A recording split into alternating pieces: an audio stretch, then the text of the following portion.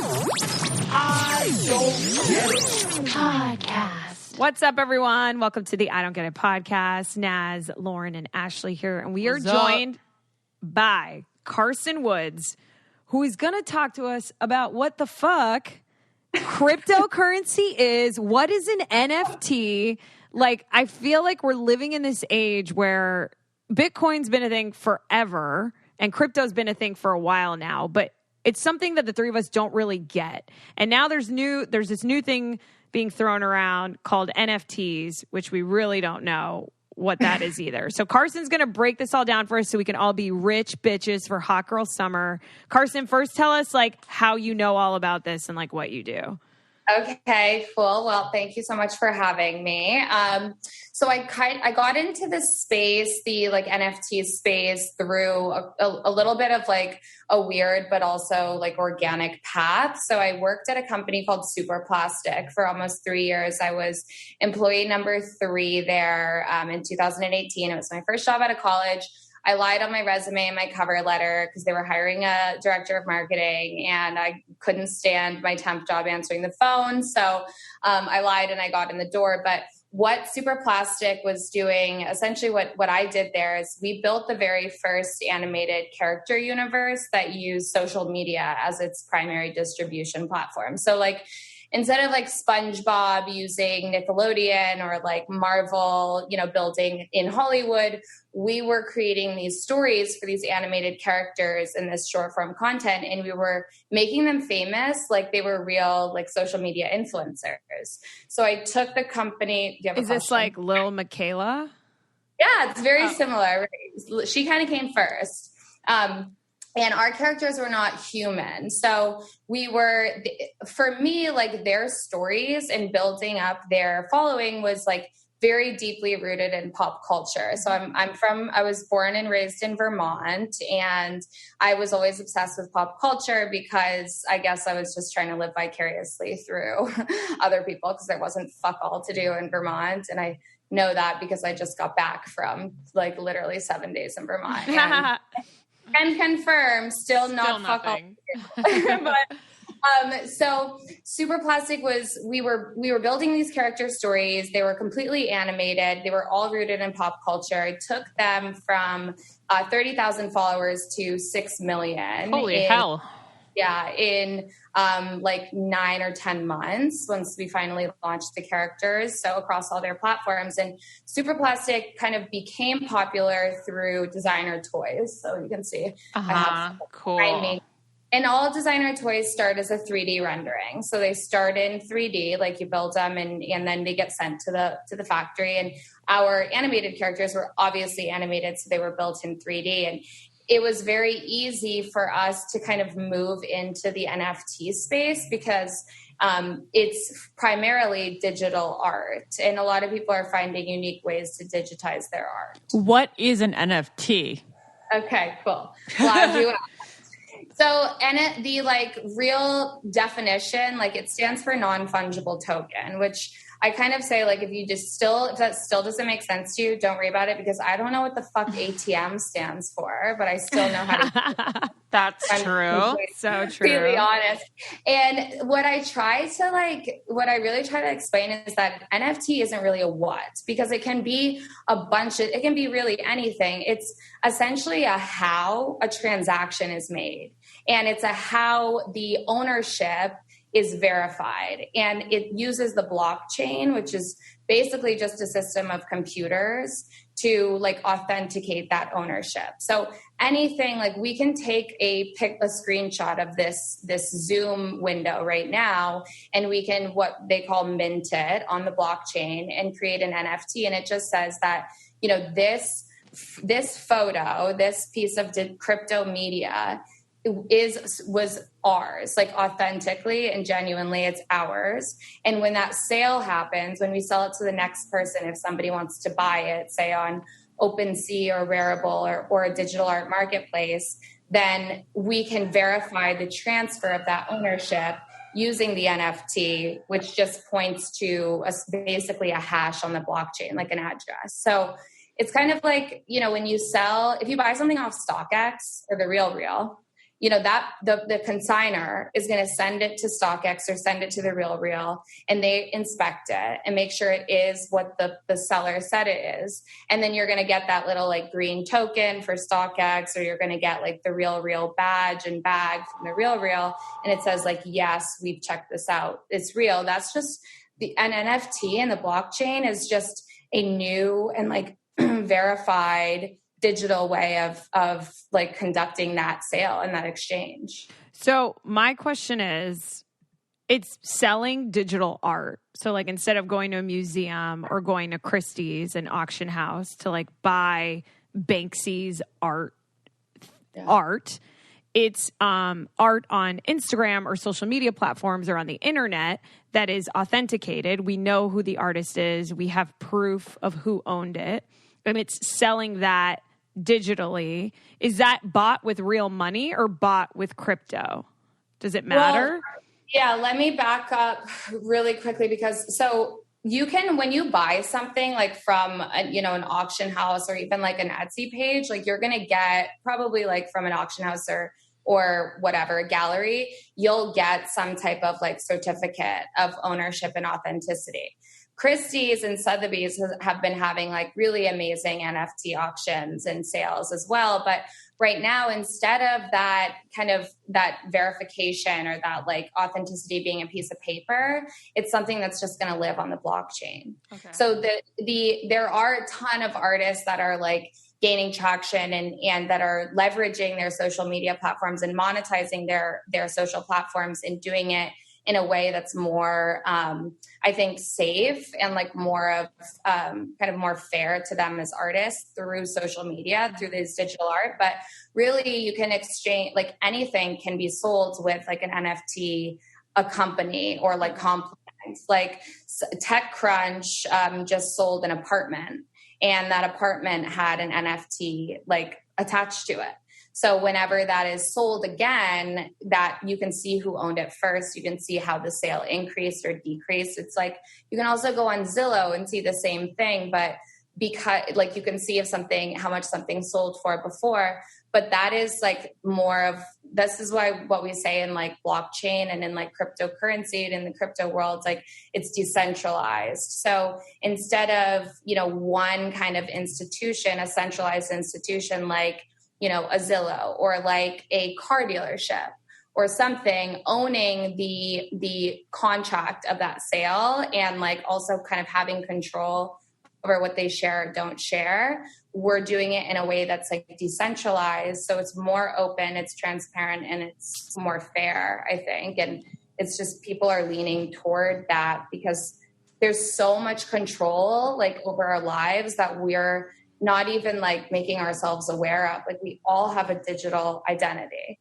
Like this, what we're doing right now, like this conversation is like part of a digital identity. And like my work is like I think part of my mission is to like really preserve and protect people's digital identities, and NFTs and like crypto are just like one mechanism to doing that. So if someone bought something and they got an NFT, would like the public be able to see it, or is that for the only person that bought it?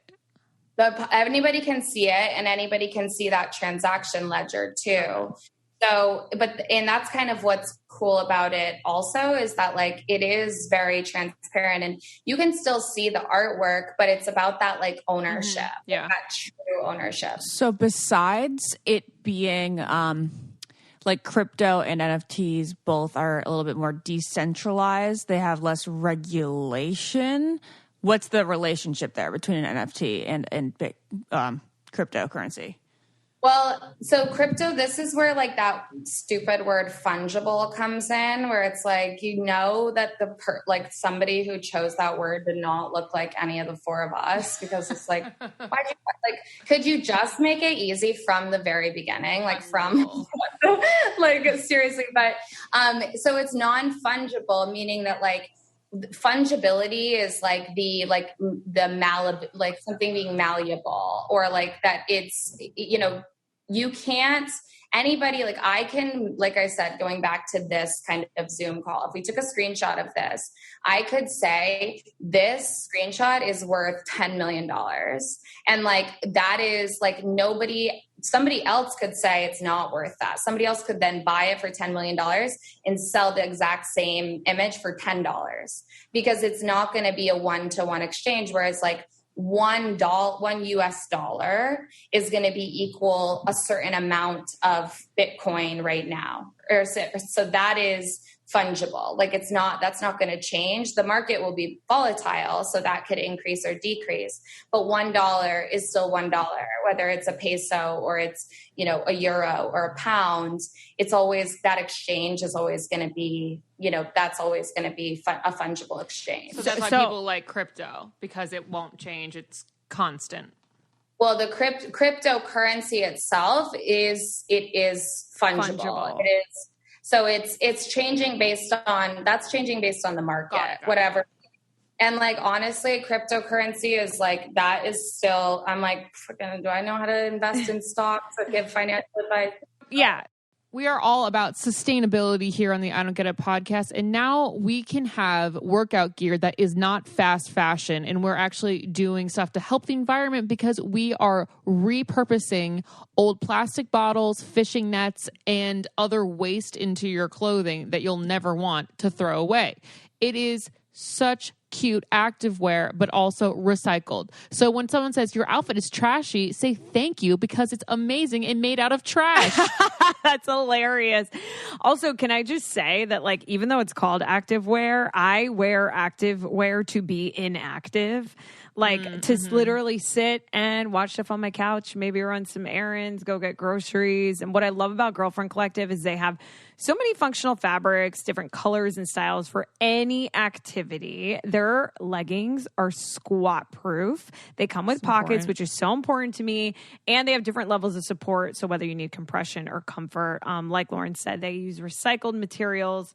So, guys, join the collective today. They actually also have a garment take-back program called Re-Girlfriend. So once you're done loving your pieces, a long time from now, obviously, you can actually send them back to be upcycled into new girlfriend gear. And if that doesn't make you feel like you were saving the world single-handedly, I don't know what will.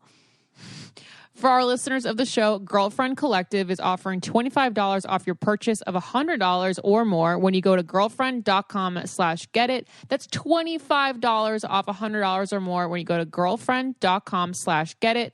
Girlfriend.com/getit.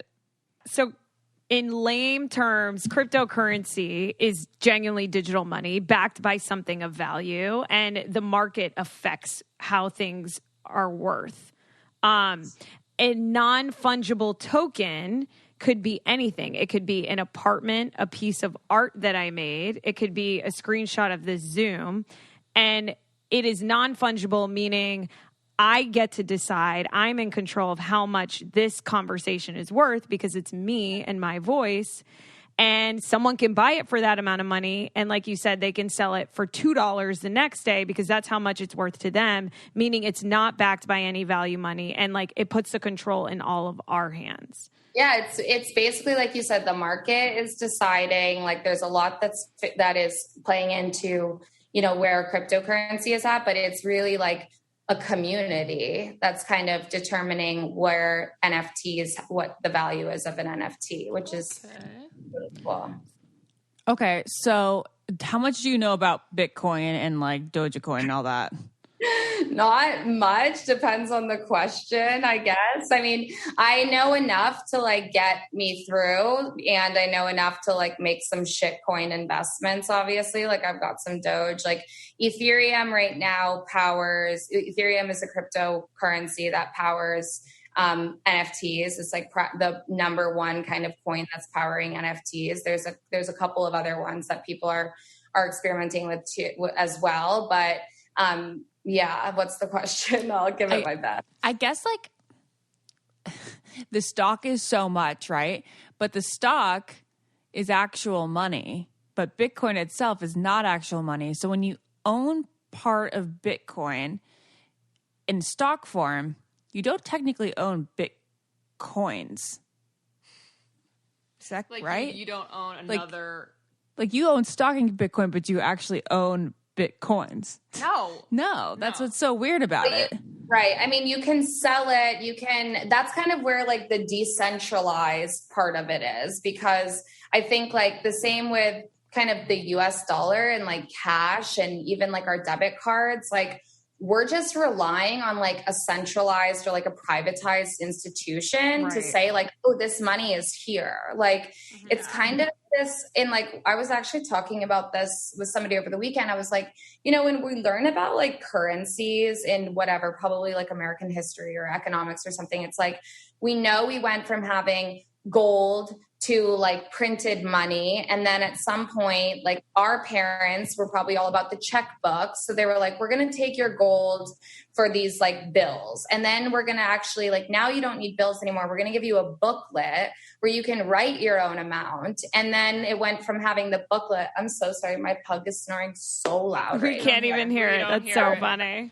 Okay, good. And then you went from having a booklet to then having a piece of plastic. And it was kind of just like, nobody talks about like, there had to be some people that were like, what the fuck? Like, what do you mean we're going to do this? Like, what do you mean we're going to shift this? But we kind of just trusted it because we have this like undying faith in like government and like Federal Reserve, but like really why? So I think, you know, it's kind of in like, when it comes to cryptocurrency, it's like, I love to like talk about this one example that somebody told me where like, if I went to a coffee shop that Lauren owned and I was like, I'm going to buy a cup of coffee. And I gave her my debit card. All she's going to do essentially is like call the bank. But by calling the bank, really like her computer system's communicating with the bank. It's confirming Karsen has this money.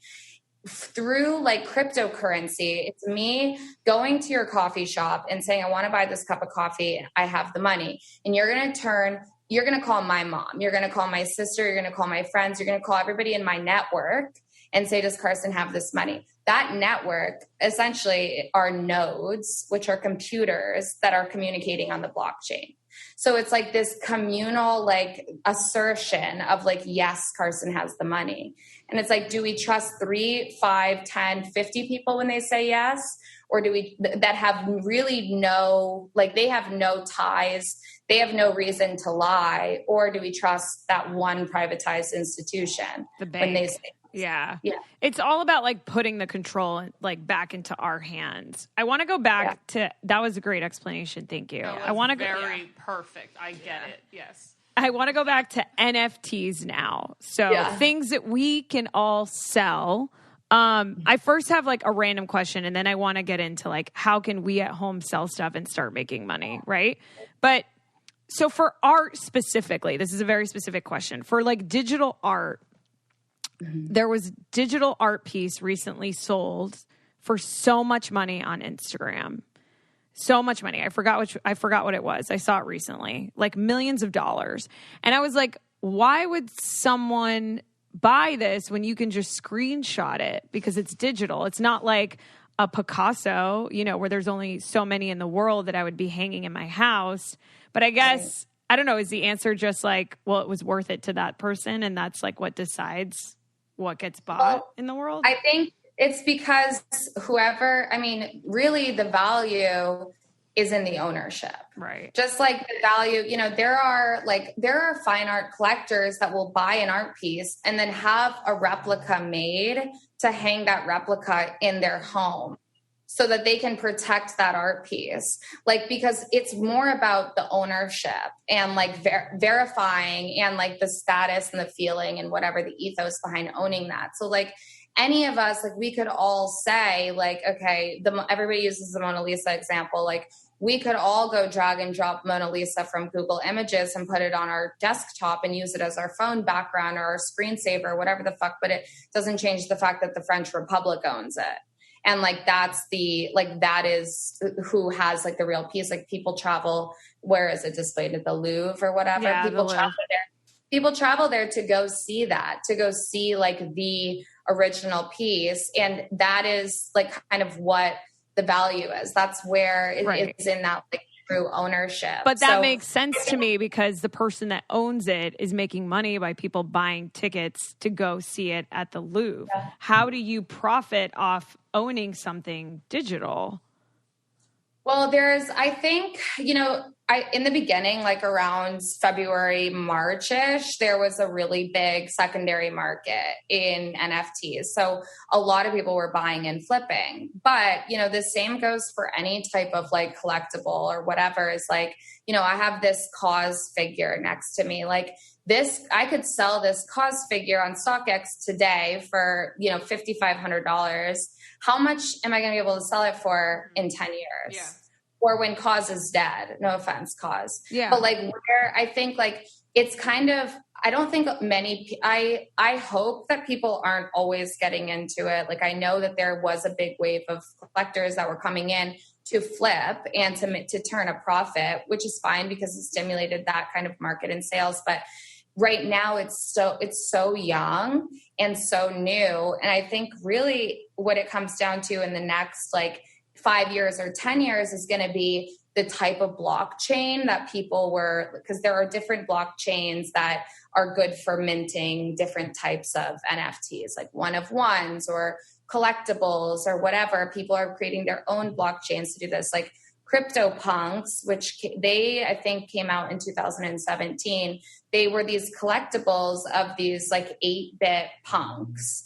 And there was a huge auction. Sotheby's is having an auction. Christie's had an auction.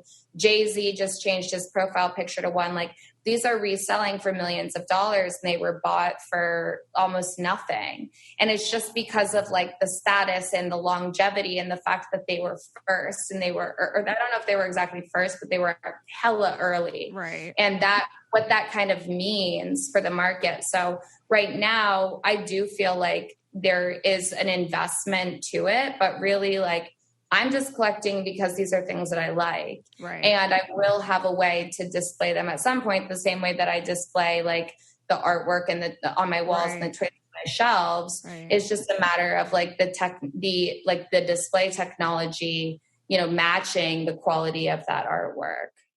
Lauren, why is being healthy so hard? It's probably the most difficult thing, especially after I've done hair all day and all I want is a brew. A a beer, a brewski, a loose brew, a roadie, anything. Roadie. A roadie. But I have learned that I can have my cake and eat it too when it comes to wanting a drink when I'm done working and being healthy. And that's with Coors Pure. Yes, Coors Pure is organic, but they're chill about it, Like, it's a refreshingly simple beer. They make it with organic barley, organic hops, and water. The best part is that there is 0 goose egg sugar in this thing. It's only 92 calories. Literally the perfect beer to celebrate the wins of everyday life. And it's pure. If you're out on a boat, you're enjoying the summer day, you want a delicious beer and you don't want to feel guilty at the end of the day, like, shit, what did I drink? Oh my God. This is only 92 calories. You can have a couple of these and feel fine. You may feel, Lauren. Feel fine about your caloric intake. Exactly, guys. Coors Pure is a perfect beer to celebrate the wins of everyday life. So when you want to enjoy a beer without the guilt, reach for Coors Pure. It's organic, but they're chill about it. All you have to do is go to CoorsPure.com to see where you can find Coors Pure. Celebrate responsibly. Coors Brewing Company, Albany, Georgia. So how do we know... How can we how do we sell an NFT and get into that? And how do we create value around it? So the three of us were together watching the Jake Paul, Floyd Mayweather boxing fight. And he was wearing a Pikachu Pokemon card around his neck. Mm-hmm. And I was like, oh, this is genius. Someone out there is going to want this. That's an NFT, right? Like he was wearing that to create value, to sell it for whatever amount he wanted to on the blockchain. So that Pokemon Pikachu card was an NFT.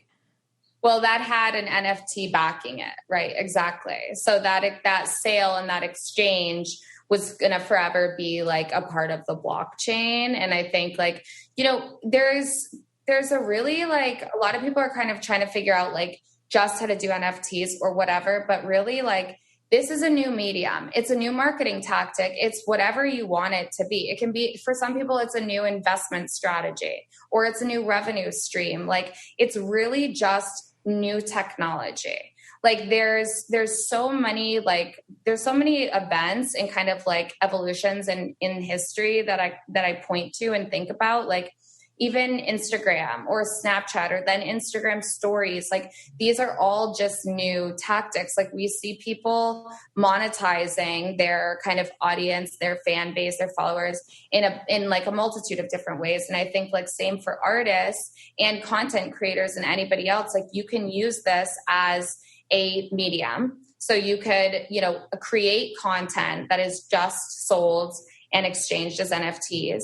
You could also sell, tickets. Like, if you guys did like in-person, like podcast recording sessions, say you created 10 NFT like tickets for this, only 10 ever. And you said that the person, the holder of this NFT is going to get to come to our podcast recording and then have like a hangout with us after. But we're only ever going to make 10. Well, say that you sell them for, $100.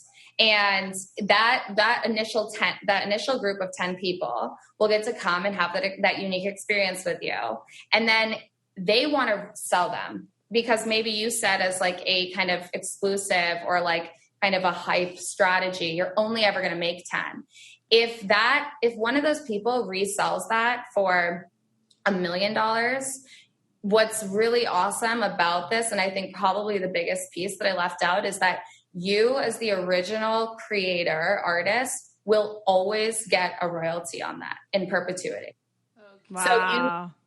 So that you can put that into the smart contract, which smart contract is kind of what powers that NFT and says, like, anytime this is exchanged, you can also use the contract or the NFT as a like generative art piece or media piece and say, okay, maybe, 4 months goes by or 3 months goes by and you guys decide you're going on tour, or you're going to have your own special like birthday party for Ashley. And then all of a sudden you announce, guess what? Holders of this NFT in 12 hours get a VIP ticket to my birthday party. You're going to like, people will start listing them for sale, maybe like at crazy, like inflated rates, because you can use marketing and you can use them as a medium to engage with your community, to promote new things, to, give people content, like whatever that looks like. It's just, the opportunities are so endless. Better than like a ticket, because then a ticket you could sell on like a third party StubHub or something and you get none of that. You get none of the hype. You get none of the royalties. Right. This is like all about us controlling everything. Exactly. That's like, so this is the kind of like core of crypto that like I'm obsessed with, is the idea of sovereignty and like self-sovereign identity. And what sovereignty is, like at its core, is denouncing anything that has power over you, any system, any structure, any institution that has power over you. As a woman, like that's literally the only fucking thing I want when it comes to any part of my life. And I think like it's the most important. Like I am, like I said in the beginning, like I've been obsessed with pop culture my whole life. I got grounded literally at 14 years old, and I'm still grounded because I had a MySpace when I wasn't supposed to. Like my identity is so at my core is so connected to social. Like it's my first instinct. Like when something funny is happening or something awesome is happening or whatever, like I post and I share. Like my identity is so digital. We already are digital avatars. Like we literally already are. But these platforms and these formats and, like your example of StubHub, like they're controlling that identity. And we're just like kind of like so submissive and just accepting that. Mm-hmm. So like, we're not going to stop participating in that stuff. And that's not what I'm suggesting. But I'm saying like, if you're somebody who is monetizing that digital identity as a creator, as like an avatar in your own right, like there should be an element or a strategy within like your kind of future roadmap to decentralize that. Do you think that, oh, I'm so sorry. You go, Naz. I was just going to say, how do we create an NFT?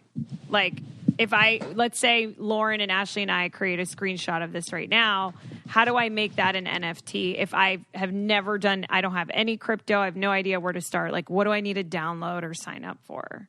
Yeah. So you'll have to, right now, there's only two kind of open market or like public digital art NFT marketplaces right now. So one is called OpenSea.io and the other is called Rarible. And what those are, so like a lot of the other marketplaces, they're what people call curated, what I like to call gate kept, because they're not actually they're not authentically curated. I just accepted a role as chief experience officer at a newly announced digital art marketplace that will be truly curated. But if you go to one of these like open marketplaces, you will need some type of like digital wallet. So the one that everybody uses and the one that those two marketplaces uses is called MetaMask. And what you'll do is you'll set up a MetaMask wallet and you'll buy using, Wire. You can also use like Apple Pay to buy enough Ethereum to mint an NFT. And then really it's just like a creator studio. It's like a drag and drop format, and then they do the minting for you and they do whatever, and then you list it and put it for sale, and you can decide if you want it to be a certain number of editions. You can decide if you want it to be an auction. Like there is a bit of I think there are some roadblocks and like some real barriers to entry when it comes to like education and just making this super simple for people, which is, why I like jump at the opportunity to have a conversation like this, because first people have to give a shit about what it is that, we're talking about. Right. And then they'll be more open and like more excited to figure out like, well, how do I actually do this myself? And like, there's some trial and error that goes into it. Like you have to kind of feel your way around, but there's a lot of resources. And like, I have to say, like I said in the beginning, I had a job, like I was employee number 3. I had several positions there. I was the director of brand development. Like at 26 years old, I was like, I never thought I would be like, I would have such an awesome salary and like such a great position in my life. And I was getting deals with like Gucci and Fortnite and like Rico Nasty and J Balvin. Like it's just shit that somebody from Vermont was like, could never fucking imagine this would be my life. Like I quit that job to do basically like, just go out there move to LA 10 days later, start consulting for as many people as I could, because I was so obsessed with the community because of how like supportive and genuine and authentic that they are and that they were then and still are now. And like anybody that comes in, like, I think, a lot of like really like high profile celebrities are like entering the space, and some of their sales on platforms like Nifty Gateway, which is really like, kind of like the StockX of this space right now. It's like where everybody wants to be. It's like complex or whatever, high snob. But people are seeing that like those high profile celebrities are having sales that are like a drop in the bucket compared to some of these like digitally NFT native artists who are in the community, who are helping people, supporting people, building friendships every single day.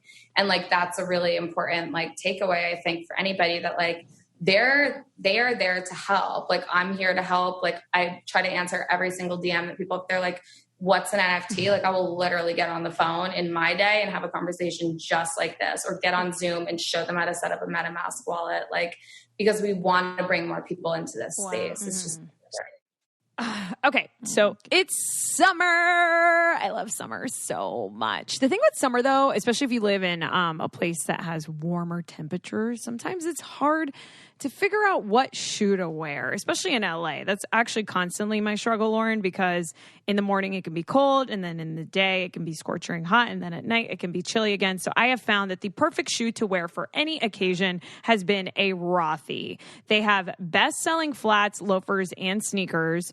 They also have sandals in an array of colors for exploring, and they have a bunch of new styles. Plus, their spacious washable bags are perfect for summer getaways too. So not only do they make shoes, they also make bags.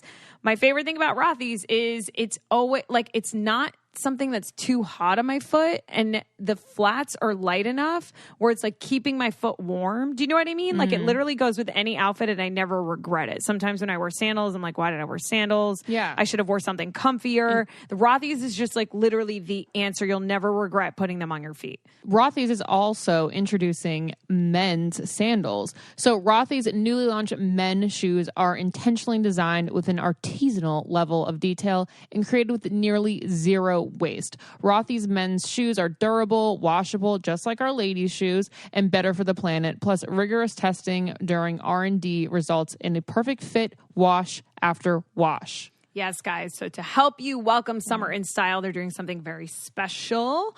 That's right. They gave us a chance to share this super rare opportunity with our listeners for a limited time. So through August 1st of this year, 2021, you can actually get $20 off your first purchase of $100 or more at rothys.com/get it. That's ROTHYS.com/get it. Trust us, you do not want to miss out on this. Head to rothys.com/get it to find your new favorites today. So do you think that people listening, if they're trying to invest wisely, they should invest in Ethereum?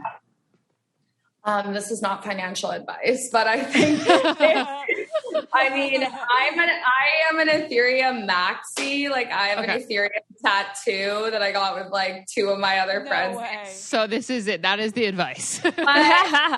I will say though, Ethereum does not come without its flaws. Like, a lot of people talk about the carbon emissions. A lot of people, there's really, really high, what we call gas fees, like what the cost to mint something can be, $500 sometimes for artists, which is again, another one of these barriers of entry. So the marketplace that I work for called 888 The New World, we're actually going to be using Flare, which is a new layer 1 token and blockchain, which will have zero carbon emissions and like penny cost to mint. So it's good to keep an eye out. Like it's always, I think when you're talking about what like currency or like whatever to kind of invest in, like layer 2s, which I don't really know the difference. I think like there's kind of a blockchain that powers it. And then there's like a little mini blockchain that's kind of put over top of it that helps absorb some of these like issues with whatever the layer 1 is. But layer 2s are going to start to fall off, I think, in the next couple of years. And these new like layer 1 blockchains are going to really rise up. And I have to say, like, all of that advice is like what I've gathered from people that are way smarter than me, because I'm never the smartest person in the room, because that's like just I would never even be in this conversation because But you're a perfect balance. Like you're so easy to listen to, and you're cool, and you're pretty, and you're smart. Like I think you're the whole package. Don't poo-poo yourself. Yes. Everything Lauren just said. How long does it take to get something minted? Like a couple seconds to a couple minutes. It depends on how many people are on the network. Got it. So it's like that coffee analogy that I told. Like it depends on how long it takes all those computers to communicate, and like what your connection is like, and how many people are on the network. Like if everybody's trying to mint, everybody's trying to buy. Like, but yeah, it's pretty fast.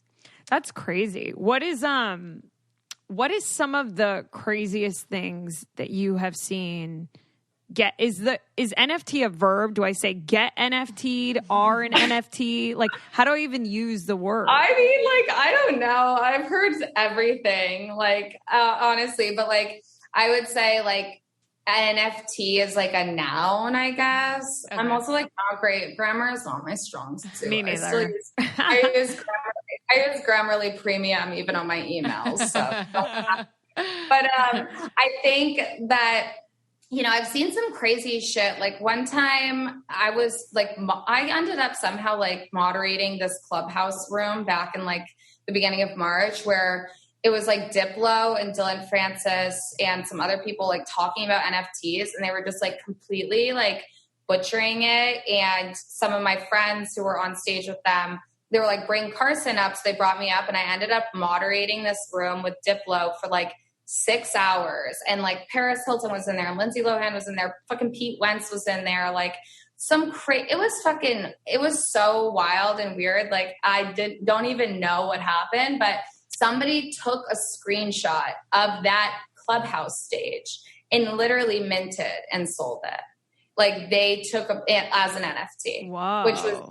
which was just like, I was like, but what's his name? Jack, who's the founder of Twitter, Jack Dorsey or something. Yeah. But he minted his very first tweet and it sold for like a shit ton of money. Like it can be anything. And I mean, I say that with like a grain of salt, like that type of like hype and excitement, I think has like certainly died down. Like I would implore people to like be creative.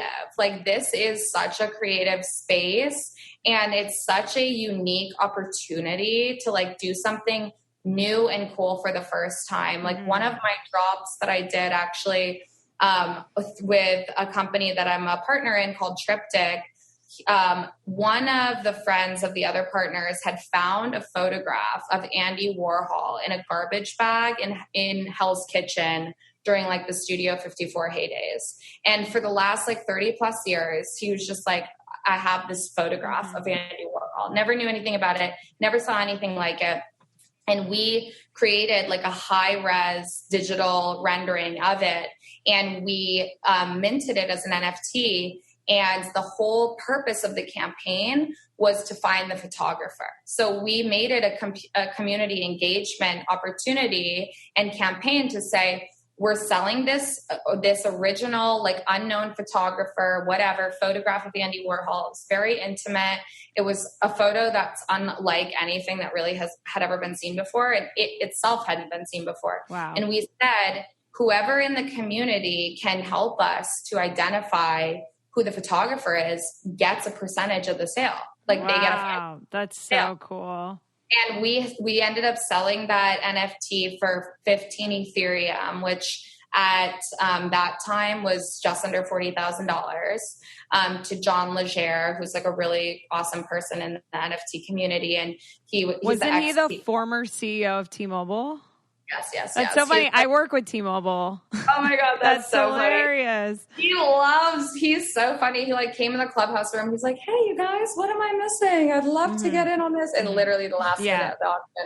But we have that opportunity to find the photographer of that photograph, and the promise of that percentage of the sale is still open. Wow. Like people have 1 year. So, people still hit us up and they say like, we reached out to this photographer's estate and this gallery and whatever, like they're trying to find it. So there are really like unique and fun ways to like leverage the technology. Could I make a recording of my voice and sell that as an NFT? Like, I wonder if musicians. I was just going to say, if Taylor Swift did this, she wouldn't be in that shit situation of remastering, because she would have owned it. If she would have minted her own. Right. Yeah. This is why all the powers that be suck. See? You do fucking get it. We fucking get it. That's it. It's autonomy. It's like personal agency. And like, we have to pay attention, because if we don't, otherwise men are going to get all the wealth again. It's true. It's so true. We have to stop them at all costs, please. It's so true. But that's what I'm saying. So like, I wonder how like OnlyFans fits into this. And like, if you sold like a picture, if you sold your voice or a picture of like your boobs, like what, like is stuff like that getting NFT'd? I have actually, which like I will share it here and like keep it a little bit, whatever. And at least we'll have a track record of this. But like, I have the ultimate like blockchain competitor to OnlyFans in my head. Someday when I have the funding, I will build it. I will back you. I'll back you with my 3 cents that I have. And honestly, this was one of the main kind of when I was contextualizing and understanding this myself. I wrote this article on my blog called "Sex on the Blockchain" because of OnlyFans, because OnlyFans has provided, I think, a very dangerous sense of financial independence, and it still continues to stigmatize sex workers, and in particular digital sex workers. And it still is very, it's extremely oppressive, because I had a friend who is a really, she's a top OnlyFans earner, and she told me at one point that she wanted to make apparel, and she was showing me her apparel designs, and I was like, dude, these are so sick. This was the time when I was still at the Super Plastic, so I was doing toy and apparel stuff all the time, and I was like, these are so sick. So how are we going to market to your subscribers? She had 1 million subscribers. She's like, I can't. And I was like, what do you mean you can't market to them? She's like, I'll get banned if I advertise an off-site sale. That's so ridiculous. She said she has no information to her audience of her audience demographics. She doesn't have a fucking email address. She doesn't have a region. She doesn't have it. And the argument to that, or the defense of OnlyFans, is well, it's for privacy. But why do we feel so fucking ashamed of the consumption of not safe for work content or porn, that we feel we have to protect the people who are consuming, but you can't protect the actual creator? Because there was a huge data breach and a bunch of shit got leaked out. They don't do anything to protect. Somebody could take a screenshot and post it and tag the person. There's no, it's so I just have so many problems with it. So that's what my plan is. And I think that the blockchain can really decentralize sex, and not to mention sex work has been, and pornography in particular, has been a massive defining factor for a lot of advancements in technology. Right. That's why I bring it up. Yeah.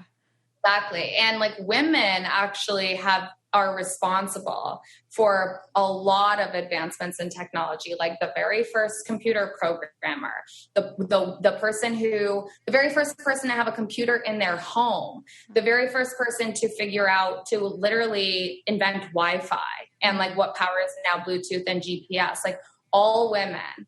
And yet, there's so many, there's only, I think 25% of tech jobs are held by women. Yeah. It's so problematic. That's why I think my kind of motivation here is, I was I'm not going to let this become another industry like that. I want women to enter this space with a fucking vengeance. I love you, Karsen.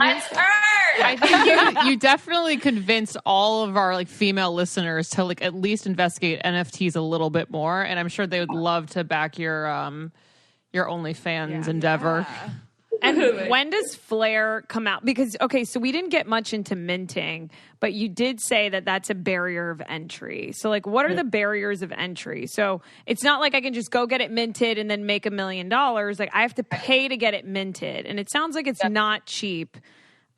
So tell us more about minting and how Flare's, when Flare's coming out and how it's helping. Yes. Yeah. So basically the minting is essentially just another way of saying mining.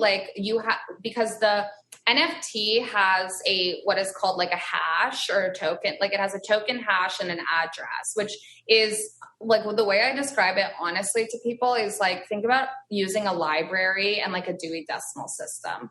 That, imagine the structure, the institution of the library is the blockchain, and every single book that's in there is the NFT that is existing within that blockchain, and there's a hash and there's a token address for everything, so that you know where to find it.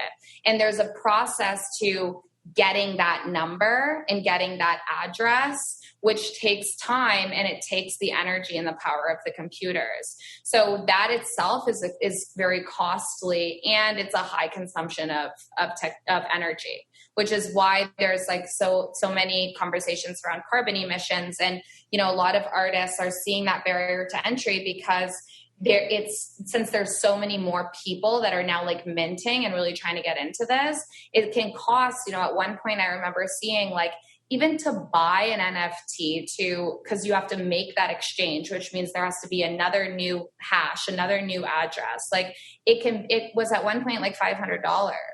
Like it was crazy. So Flare is, and I'm still like, we just at 888 The New World, like I just came on board, like I just entered partnership with them, and I am like really excited to learn more about like how they work and how they're structured. But I know that they're, you know, layer 1 blockchain that's going to have no carbon emissions and like literally 1 cent like mint fees. Oh, so cool.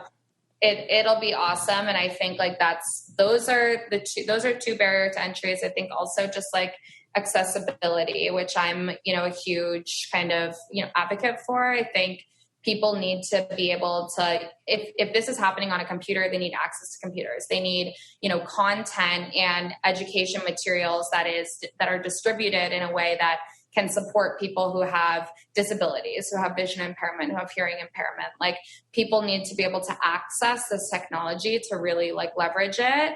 And part of that accessibility is the education. And there's not really like one place to go, which is like another, you know, a future business goal of mine you know, kind of create that, because I think one of the problems is that the people who are creating educational resources, and like I have to say, like shout out to like, you know, OpenSea and a lot of these other marketplaces, they're great about like creating blog posts and kind of infographics and stuff, but a lot of times the people who are curating those or like who are contributing to those are people who have this like already inherent understanding of how it all works. So they're not taking the time to kind of like to break it down. Give the coffee analogy. Yeah. Is it OpenSeed or OpenSea? OpenSea, SEA.io. Okay. And do they have an Instagram? I think they do. Okay. A lot of this stuff is happening on Twitter. I gotta say, Twitter's. I'm not on Twitter. Oh, that's like how stocks are. Like people talk about them on Twitter all the time. Do you own or have bought any NFTs that you can share about? And like, what are the most popular ones out there? I have a bunch. I mean, it depends. I mean, right now, like, let me just pull up my account. I'll show you guys. But I bought a bunch from people who are like my friends. I bought them from artists that I really love and that I think are awesome. I think, popularity is weird because it all is about like the community and who everybody is like really excited about. Right now, my friend Fuocious is having his Christie's auction right now, his Christie's NFT auction. And Theo has like the most incredible story. He's very like public and very like brave and excited to share his story of being trans. And he's young, I think 17 or 18. He got into it and like really just like he started to create this art as NFTs, and it like changed his life. Like he was able to find a lot of freedom and really liberate himself from a super toxic environment. And he's also just like so amazing, so friendly, so kind, like definitely one of my favorite artists right now. Like I think a lot of the people that I love and respect most in this space, like they have really incredible stories and they're super public and super open and accessible, which I think is also new. Like we haven't really experienced that in fine art, really, I feel like in general, because a lot of fine artists really start to become valuable after they're dead. Mm-hmm. I don't know. Like, it's just kind of part of it. Is this... But even... Sorry, go ahead. No, sorry, you finish.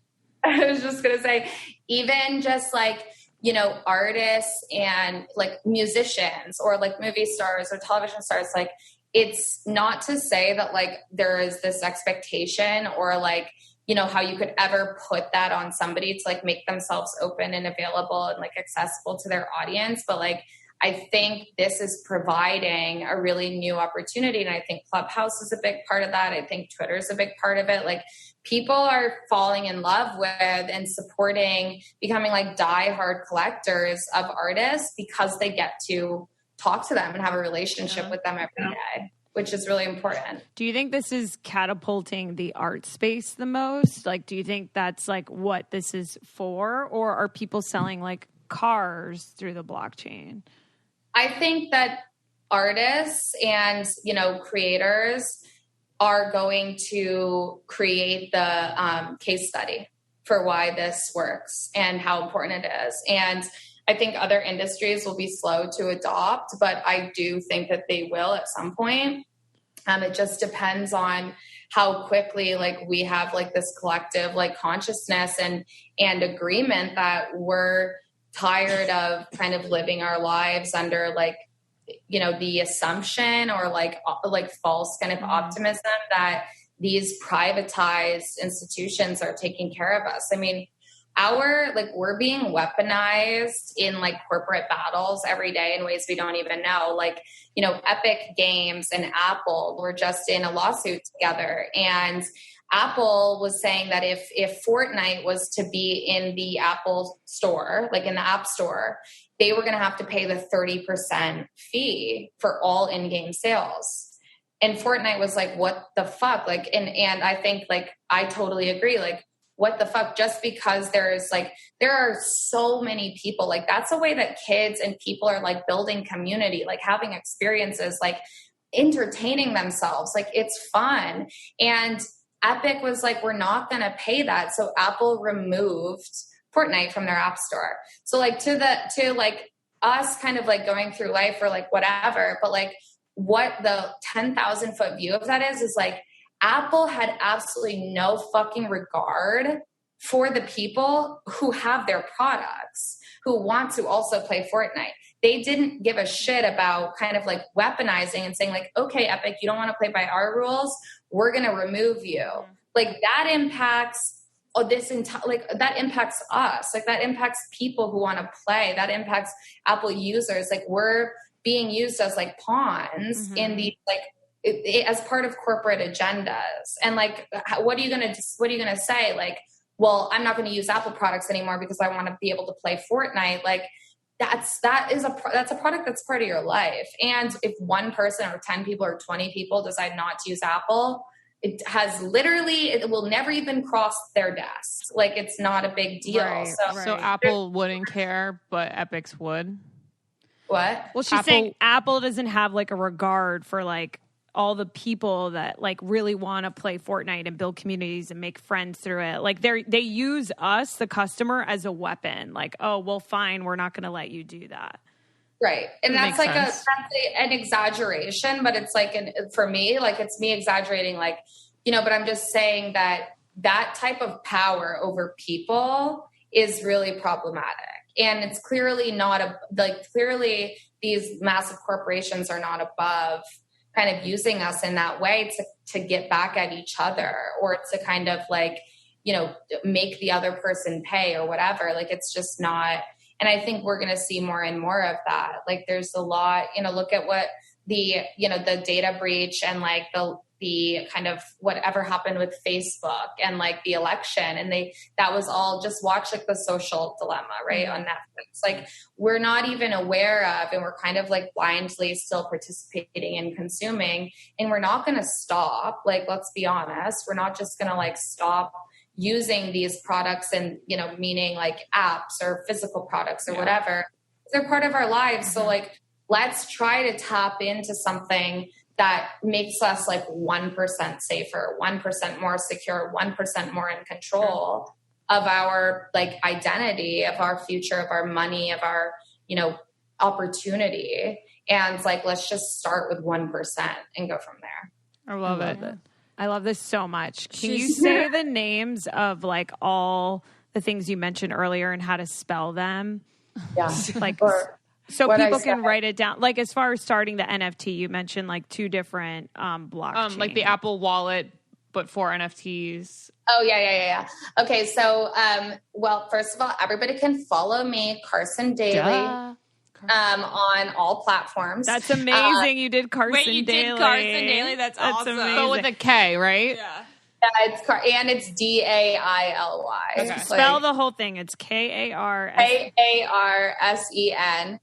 DAILY, like days of the week. Cute. Thank you. And some of the other, like the open marketplaces, like the public marketplaces where anybody can go and mess around and figure out how to, mint and list and sell or buy their first NFT would be OpenSea, OpenSea.io. I'm so bad at whatever spelling. And then the other one is Rarible, RARIBLE.com. So these are, anybody can go on there in order to kind of buy or sell on or list on those platforms. You're going to need a MetaMask wallet, METAMASK. And is that IO? .io. Cool. And just as a warning, with MetaMask, you will be given what's called a seed phrase. Do not store this in your phone. Do not share it with anybody. Do not take a screenshot. Write it down. Memorize it. Teach yourself a song or a story about it. Never tell it to anybody in your life. Okay. Never write it down anywhere. Anything. Like, this is the ultimate kind of like takeaway. Wow. Like, that is like, it's usually like a 12 to 22 word phrase, and it's like your password for your digital identity via MetaMask. Such helpful information. I am so excited, Karsen. This was incredible. Thank you so much. It was so much better than I could imagine. Yes. So good. You were able to explain everything like blatant terms. Thank you. Good. Well, I'm glad, and I appreciate the opportunity. Like, I think, a lot of people are still like, but just the more kind of like, I know that I'm early in like my space.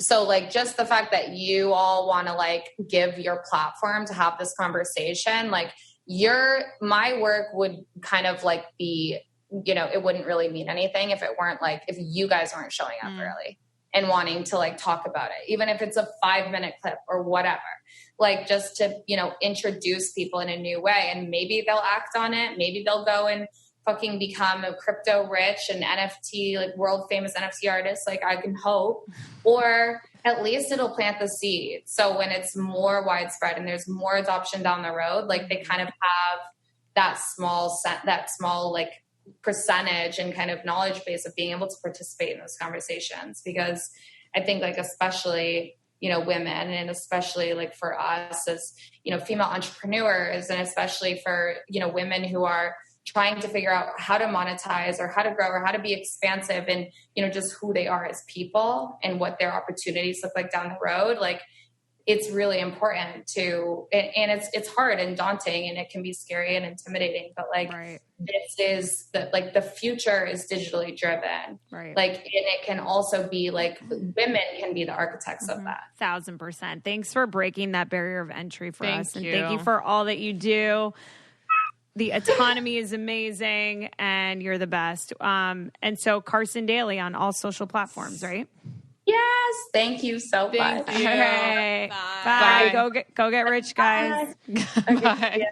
If you want to be the most interesting person at the cocktail party, well, hop on over and listen to the Brain Candy podcast. Our award-winning content will have you laughing while you're learning. We read all the best articles, books, and studies, and keep up with new TV shows, documentaries, and pop culture. And then we cram it all into 2 shows a week. Conspiracy theories, cannibal rabbits, unsolved mysteries, the history of the Walkman. There's something for everyone. The Brain Candy podcast. Find our link in the show notes. Or simply search for the Brain Candy podcast on your podcast app.